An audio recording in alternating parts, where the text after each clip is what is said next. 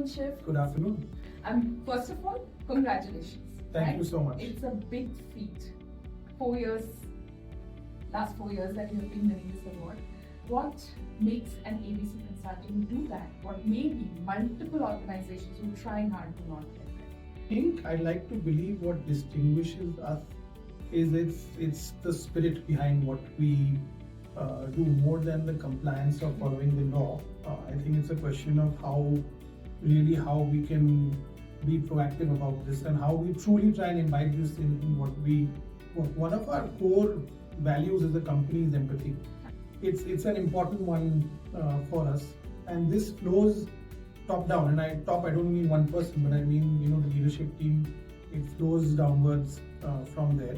Also, Smita, our business is a search consultant, right? So when we go to clients, what we tell them is that look, we'll not only help you find the right leader, but we'll help you find the leader that's the right cultural fit for you. Or sometimes companies want to improve their culture, so we'll find you a leader who can add to your culture there. And I think if that's our core business and that's our day job, we have to live that internally.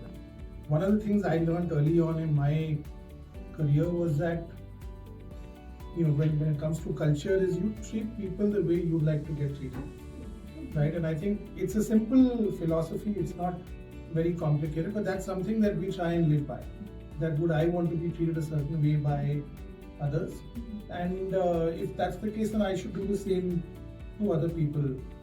It's about an open culture, right? About just having a dialogue and not reactively when an issue has happened, but proactively when and it's to everybody. So when we do our trainings or these sessions, it's 100% attendance that we insist on. How much do you think are your leadership team?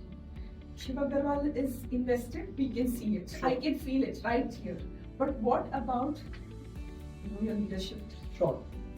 I would say the answer is they're very, very committed. One is our leadership team is reasonably unique that almost everybody in the team has been around for 15 years and more.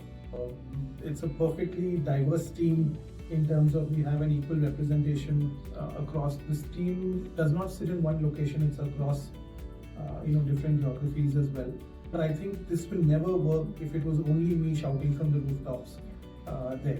Finally it's the leadership team, it's what we call our partners. They're the ones who run the day-to-day operations of the business over there. So if they don't buy this, truly again in letter and in spirit, I don't think this will ever work. We wouldn't be sitting here if that was the case. It's important we listen, right? So if an employee or a colleague has an issue, it's very important for us to just listen without, and we suspend judgment when we do that.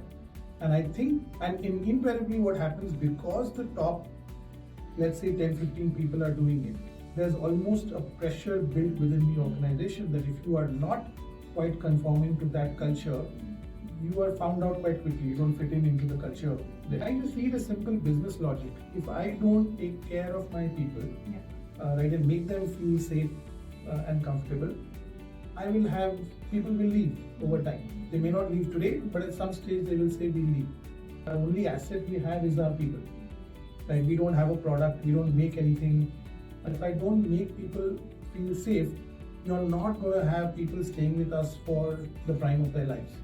Also, I think especially what COVID taught us was that it's really about if you're there when the chips are down, right?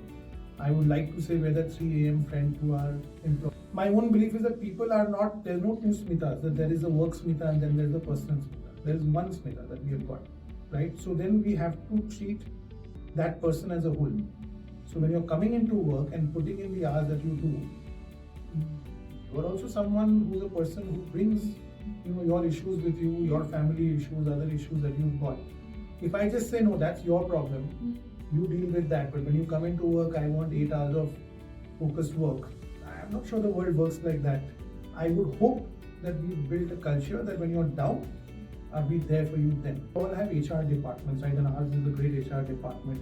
But I don't think culture and safety is the responsibility of HR. I think it is a responsibility of everyone, especially the leaders, to build. HR can facilitate it for sure, right? It has a very important role to play. we got a Great Places to Work, Yeah. certification. Again, that was just a validation. A lot of people would joke and say, "Oh, but you guys have always been, good." But we didn't have to do much for that, right? There's a high element of trust. Like trust is one of our core values that we focus on, right? So we've done some things which have said, look, we trust you as an employee. We will trust you fully. There's a bunch of policies we can talk about if you want about what we've done around that. I think all of that put together, I think if you move away from a compliance mindset, to saying, okay, I genuinely want to do Yes. this, I think your life is easy then. Sharing with world that these are the things that they can replicate in their day-to-day lives. I think this was an important conversation. I was really looking forward to it. I think this is an award that has a special place for us, and we are also a very diverse organization, right? So it's just mission critical for us to have this. Like I said, there is a business logic to do it, but that's not why we do it. But yes, because we do it, it also helps the business. Thank you. Thank you again for this recognition. Thank you so Thank you. much. Thank Lovely you. meeting you. Lovely.